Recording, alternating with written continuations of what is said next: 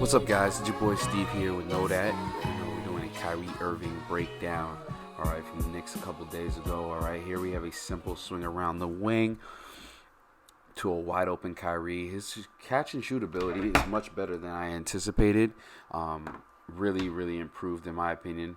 All right, here we have a simple jab and pull up. All right, now as advanced and as big of a bag Kyrie has, his ability to simplify and make simplified moves is really underrated.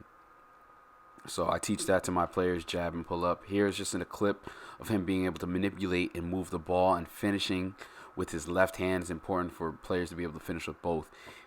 Here is a great speed stop behind to a step back instant replay that for me. That's tough. Check it out. You guys need to add that. It's a great move, especially when you go downhill, create separation for your shot, and it was with minimal dribbles. Here we have a pick and roll. The guard jumps over the top, leaving the big to have to make the decision, either stay with the big, his guy, or stop Kyrie. And you have to respect Kyrie's ability to drive. So principle showing that he has to stay in front and stop the ball, which gives Kyrie a quick, nice little pocket pass angle right here. So one more time, sets it up, refuses the screen right here. No help side defense, so the pocket pass is perfect. And then DeAndre Jordan finishes the play. All right, here we have a 2-dribble 4-step into a step back shot. I work on this as well, except it simplifies, just 2-dribble 4-step. Normally you use the footwork out of a pick and roll or going into space. We're doing it with both here, right? He comes off a screen. 1, 2, 3, 4 step back shot. Important footwork and dribble timing to have as a player. Here is a bag move. He drives downhill under drag into a foot switch through the legs and spins.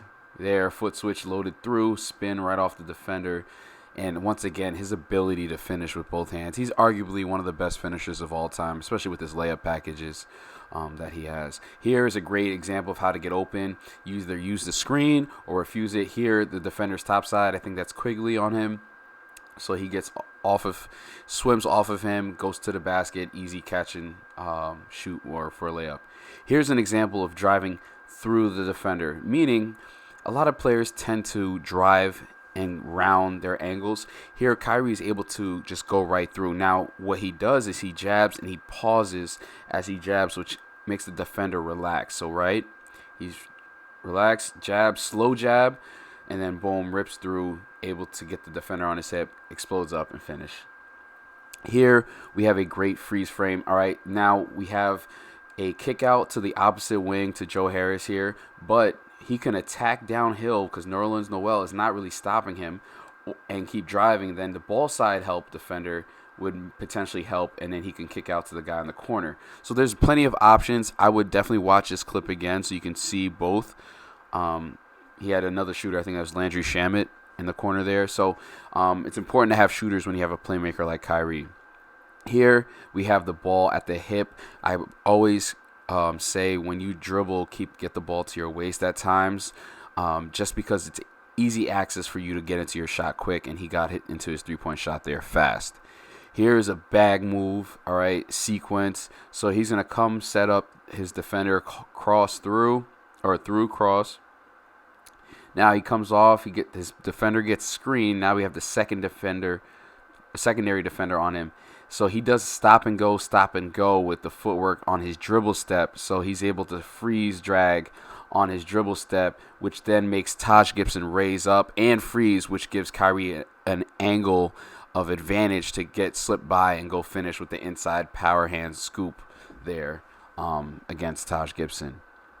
That one's tough. I would rewatch that a couple of times. It's really hard, but it's really tough.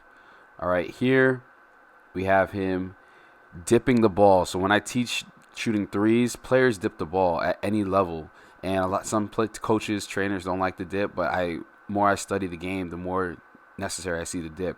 Here's another example of driving through the defender, right, and getting to the basket. One more time. So when he gets hit, he throws his head back, potentially to draw the foul, and then he also cuffs it with the football tuck here to protect the ball. So he drives, head up, tucks it, and then he's able to finish over the top. Advanced finish was the underhand scoop. But there he was able to do that. Now here is just a slow down clip of him driving, going between the legs, getting to his spot in the mid-range, and being able to elevate and fade away in the mid-range. So that's a very important skill to have as a ball handler, as an elite player. Mid-range game is not as talked about, but I think it's coming back.